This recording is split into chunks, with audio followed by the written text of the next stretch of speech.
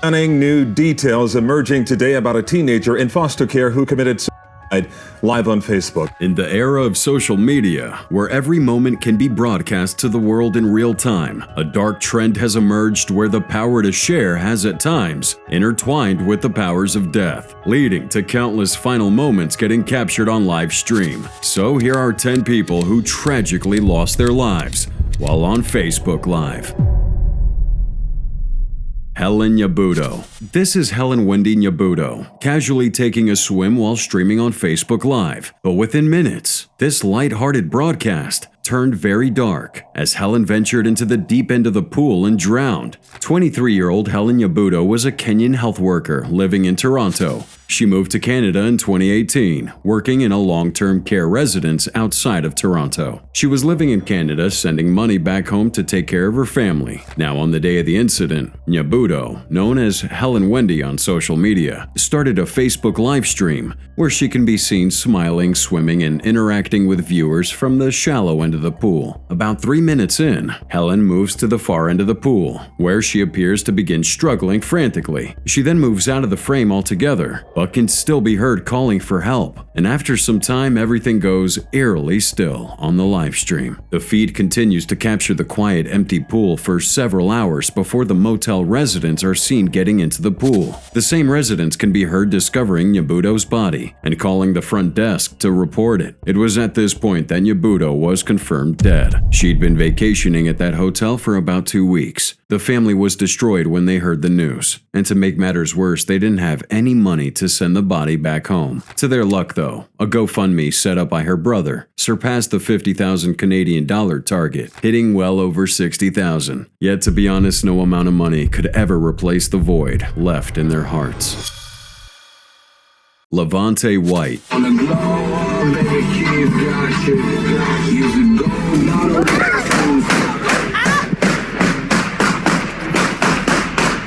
That was the moment Levante White and his aunt's boyfriend got shot at while riding in a car in Chicago. Around 1:30 p.m. on Valentine's Day in 2017, Levante White, his aunt, 21-year-old Brianna Devante, who was 4 months pregnant at the time, and her boyfriend, 26-year-old Lazarick Collins, were riding around the 2300 block of South Kenneth Avenue, Chicago, Illinois. And during the ride, Levante's aunt, who was driving, started using Facebook Live, streaming to everybody while singing and driving, capturing images of Levante sitting in the back. But while she was streaming, a blue Chevy Spark pulled alongside their vehicle with about 4 individuals inside. 2 of them can be seen firing at the vehicle, prompting his aunt to park the car and jump out. Collins was shot 5 times in his abdomen, back, and legs, while Levante was shot once at close range, with a bullet hitting the back of his neck and exiting through his cheek. Both were eventually confirmed dead at the hospital. Although his aunt was shot in the stomach, by some miracle she and her unborn child survived.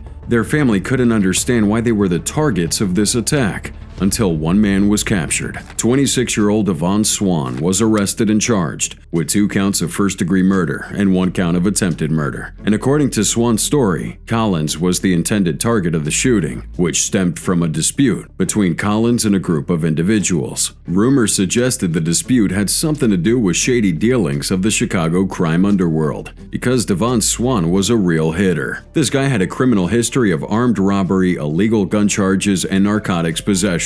They let him out on parole just a year before the shooting. And to portray how much of a buffoon he was, the car he used by him and his friends to carry out the shooting belonged to his girlfriend, whom he dropped off at work 1 hour before that shooting. He would go around bragging to many people about that same shooting, and that it was a retaliation for the shooting of his friend believed to have been killed by Collins. I mean, it's either this guy was really dumb or straight up looking for a way to go back to prison. But either way, 2 of the people who were in the car with him, Daniel Harris and Jeremy Ellis, were also arrested and hit with similar charges. Now all 3 have been convicted and serving time for transforming a day of love into a day of sorrow.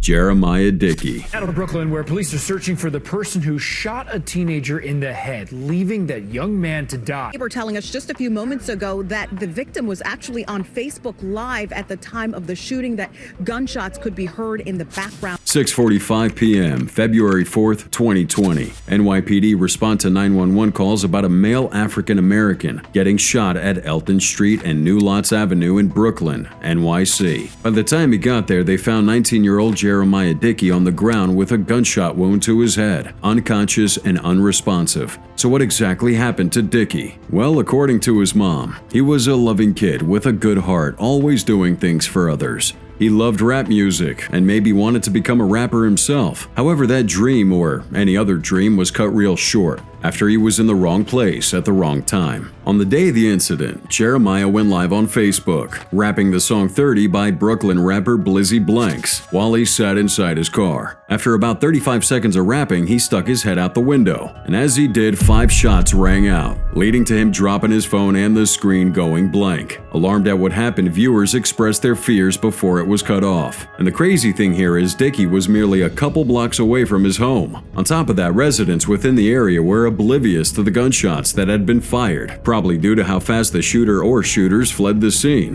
One neighbor with a store nearby told the cops that he actually thought the sound was a firecracker or some random people playing around, not knowing Jeremiah, who just lived down the road from his store, was the one getting shot. And was he really the target? Well, we don't know. Nobody does. And judging by the fact that this incident happened over 4 years ago, might as well be closed at this point. This video has been taken down from Facebook.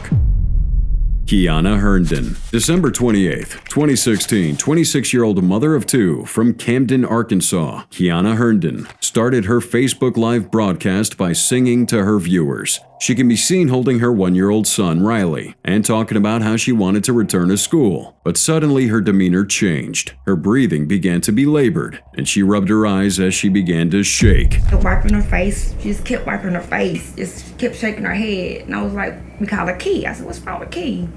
A family member at home at the time was wondering what was happening, but really didn't take it seriously until she fell back and stopped moving. Her son Riley then picked up the phone, which had dropped from Kiana's arms, and started playing with it. At this time, reports say Kiana was still grasping for breath, and maybe, just maybe, if someone had come to check out what was really going on with her, she would have survived. After fighting for her life with her son sitting on her lap, Kiana fell to the ground, while her audience, growing by the second, was stunned at what was happening. No one knew if she was dead or alive, but all doubts were cleared after someone called 911, and first responders arrived, transporting her to the hospital. Unfortunately, she was confirmed dead hours later. Due to the circumstances surrounding her death, her story went viral on Facebook, with some speculating she probably had some underlying heart problems. However, this was absolutely incorrect. The truth was she had a serious thyroid problem, and in the weeks before her death, she was also diagnosed with cancer. That brought her a lot of pain, leading her to use Facebook to escape from reality. She had suffered from similar attacks before the death. According to her uncle, Kiana once described the pain as if her heart was about to jump out of her chest. That description's pretty painful,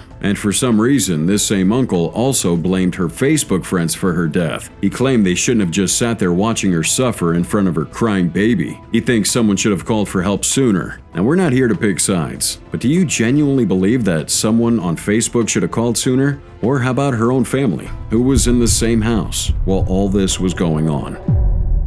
Philando Castile. I do have a firearm on me. Don't reach for it then. Don't pull it out. Don't pull it out.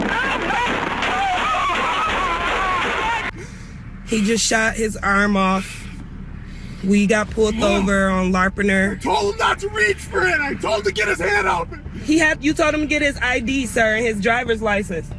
Oh my God, please don't tell me he's dead. That was the moment Diamond Reynolds got out her phone and went on Facebook Live showing her bloody boyfriend, Philando Castile, a school cafeteria supervisor, after having been shot multiple times by a policeman. July 6th, 2016, Castile and Reynolds were traveling on a busy street near the Minnesota State Fairgrounds when they were flashed by a cop car to pull over. Once they did, the officer, Yanez, walks up to their vehicle, meeting Miss Reynolds seated in the front passenger seat and her 4-year-old young daughter in the back. Now, although it wasn't heard on the video, the officer silently radioed to a colleague that he thought Mr. Castile matched the description of a robbery suspect from a few days earlier. Now, Mr. Castile is waiting patiently while Yanez is waiting for his backup. But once the second cop arrives, That's when the real mayhem begins. Yanez walked up to Castile's window and told him that his brake light was broken. He then asked proof of insurance and a driver's license, to which Mr. Castile responded politely, handing his insurance through the window. Mr. Castile, who had a permit to carry a gun, informed the officer that he had one with him, to which Officer Yanez explicitly informed him not to pull it out. As he tried reassuring the officer that he wasn't pulling out the gun, Yanez fired 7 shots at Castile, leaving him a bloody mess. In the minutes after the shooting, Yanez kept his gun pointed towards the car as he called for backup and an ambulance,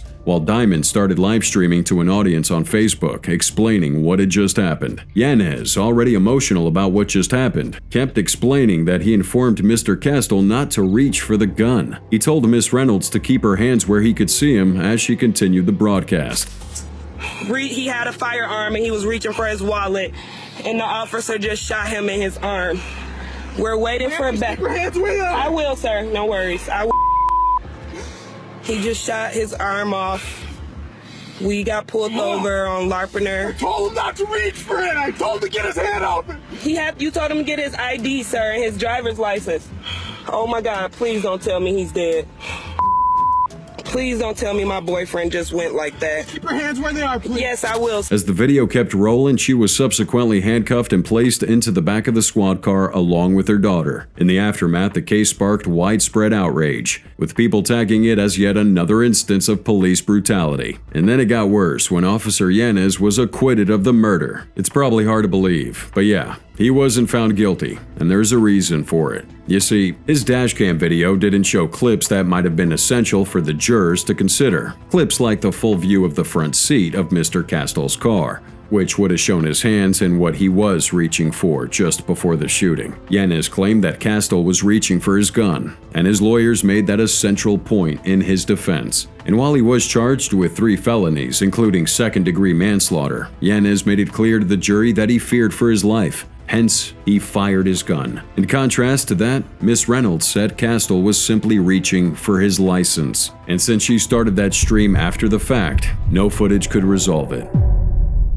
Terrell Smith. Devin Terrell Smith was on his Facebook Live talking to the camera. He was in a heated exchange with someone who was making comments as he was going live. Minutes later, someone drove right up to his house in Ypsilanti. More than 30 shots were fired. June 28, 2022. Terrell Smith was shot dead during an argument on Facebook Live. Unlike the other ones, his death had some links to the live stream he was hosting. 46-year-old Smith, living out of Michigan's Ypsilanti Township, was known as a friend for the food he made and often gave away. He was known for his love and support of the people of the town and his lively, brutally honest Facebook Live appearances. It's safe to say he was a Facebook celebrity, with hundreds of people tuning into his broadcasts to connect with his vibrant personality and candid insights.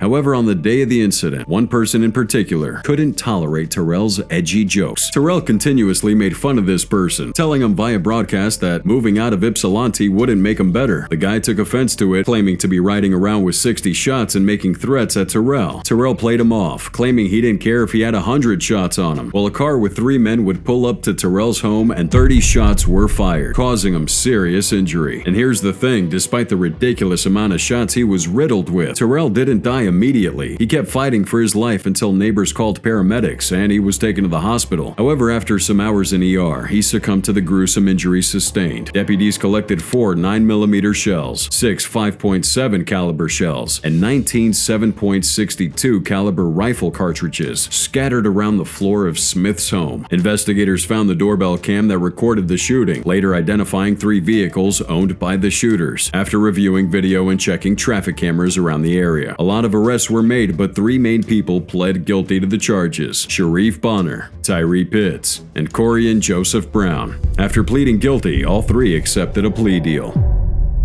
Naika Venet. In late January, 14-year-old Naika Venet, his in foster care at the time, took to Facebook Live for 3 hours before For much of her short life, Naika Venet bounced between two parents. A birth mother who would beat her without pity, leave her in bed with her boyfriends who watched porn movies, and eventually abandon her, and the state of Florida, which repeatedly returned Naika to a mother who showed little interest in changing her ways. All she ever wanted was to be with her mom, Gina Alexis. Time and time again, she sought love from her, who reportedly responded with fists and a belt. And when she realized she was never going to get that love, she put an end to her quest in a shower stall at her last foster home, where she hanged herself with a scarf. Desiring her final moments to be as public as possible, Naika streamed her last act on Facebook Live, with hundreds watching. But how exactly did she get to this point? When Naika had just turned 4 years old, the Department of Children and Families, DCF, was called to her mother's home. Naika had been left with a male babysitter, who, in turn, left her unattended with no food and water. The DCF wouldn't act on this, and just a year later, Naika was left again unattended, leading to her getting admitted into the hospital with an undisclosed chronic health condition. At this point, the DCF called in the mother, Alexis, after Naika informed them that she had called her a liar and a faker, even making threats against her life. They offered daycare for Naika, but Alexis refused any services. In January 2009, Alexis beat Naika with a belt after finding out her daughter had become sexually active with another child. She beat Naika so bad that the girl had more than 30 marks on her arms, legs, and back. The DCF was then forced to remove her from her mother's care, and the girl would begin the first of 3 episodes in foster care, where workers kept wondering where the heck Naika had learned about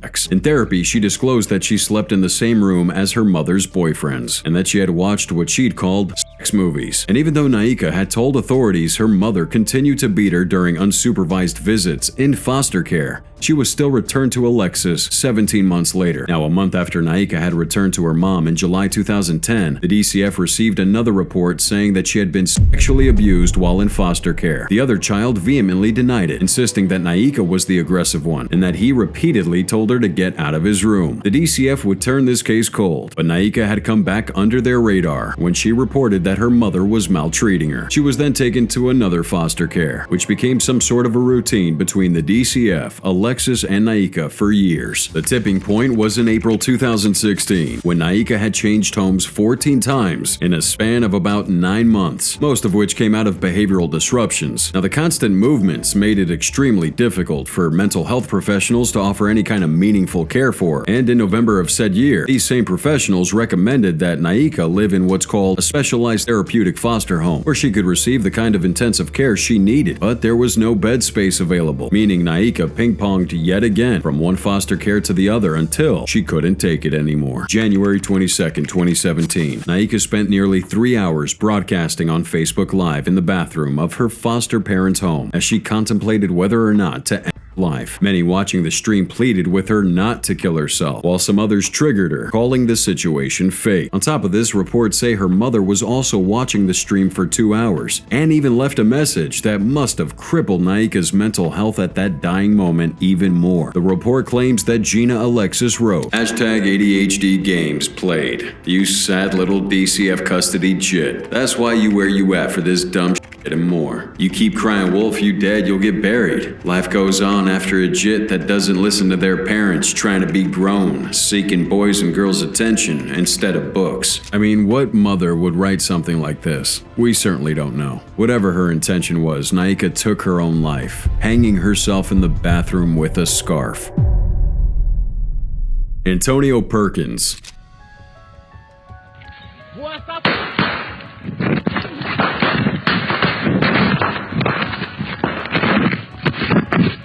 Rule number 1. If you have enemies, never reveal your location. Broadcasting on Facebook Live can make a hitman's job a lot easier, and ignoring this simple rule can have deadly consequences. Around 8:45 p.m. May 29th, 2019, 28-year-old Perkins, aka Cicero Yayo, started a live stream at around the 1600 block of South Drake Ave in Chicago. The video shows him recording himself and talking before somebody out of nowhere opens fire on him. Perkins tried running away, but at least 6 shots were heard, and his phone appeared to tumble through the bloody grass before going black. Voices were heard screaming for emergency services to be called. In the aftermath, he was taken to Mount Sinai Hospital, where he was pronounced dead at 9:07 p.m. Paramedics discovered that he was shot in the neck and head about 6 minutes into the live stream, but what they couldn't decipher was why Perkins was the target of this shooting. According to The Street, Perkins had numerous arrests and convictions and was documented as a gang member in Chicago. However, he was looking to put that life behind him by getting a proper job and taking care of his 3 kids. So maybe his murder was linked to his bad days. Maybe he really never left. But the one troubling thing the family was going through was that Facebook didn't take the video down. Oh, it's still up there, guys, with a graphic warning message. When BBC asked a spokeswoman for Facebook, she said that the video didn't violate any company policy. Perkins' initial Facebook Live broadcast was shared more than 1 million times, while a copy of the video has been shared more than 645,000 times,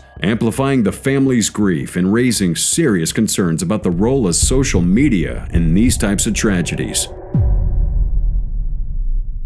Roosevelt Rankins. Now, just like almost every case we've gone over so far, Rankins is yet another to lose his life on live stream, but this one comes with a little twist. 34-year-old Rankins was a resident of Montgomery, Alabama. Known to his friends and family as kind and sociable, he frequently used social media to stay connected with his loved ones and share moments from his life. Little did anyone know that his online presence would one day capture his final moments. January 23, 2020, Rankins was live streaming on Facebook from Stella Street in Montgomery. During that stream, a man crept into his home through the window and started shooting. The horrifying incident was broadcasted in real time, with many watching in shock and disbelief as he fell to the ground, lifeless. The live stream abruptly ended, leaving everybody stunned and desperate for answers. Now, following the shooting, Montgomery police were quickly called. Authorities confirmed that the live stream was connected to the incident on Stella Street. The brutal nature of this broadcast hit the community hard, especially because Rankins was a father with 5 good kids.